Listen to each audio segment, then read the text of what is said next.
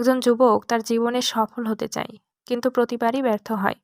হতাশ হয়ে একদিন সে এক বুদ্ধিমান বৃদ্ধের কাছে পরামর্শ নিতে গেল।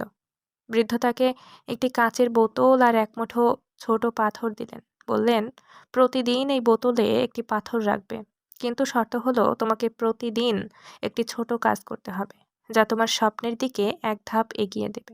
যুবক প্রথমে বিষয়টি খুব সাধারণভাবে নিল, কিন্তু নিয়ম মেনে চলতে লাগলো। প্রতিদিন সে একটি নতুন দক্ষতা শিখতে শুরু করলো, একটি নতুন অভ্যাস করে তুলল, অথবা একটি ছোট কাজ শেষ করত।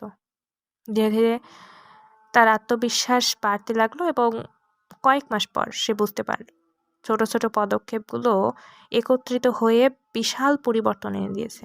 অবশেষে যুবক তার কাঙ্ক্ষিত সাফল্য অর্জন করল। বৃদ্ধের কাছে গিয়ে সে কৃতজ্ঞতা প্রকাশ করল। বৃদ্ধ মুচকি হেসে বললেন, সফলতা কখনো একদিনে আসে না, এটি প্রতিদিনের ছোট ছোট পদক্ষেপের ফল। প্রতিদিন ছোট ছোট পদক্ষেপ নিলে একদিন তা বড় অর্জনে পরিণত হয়। গল্পটা রাখাটা কেমন লাগলো জানি।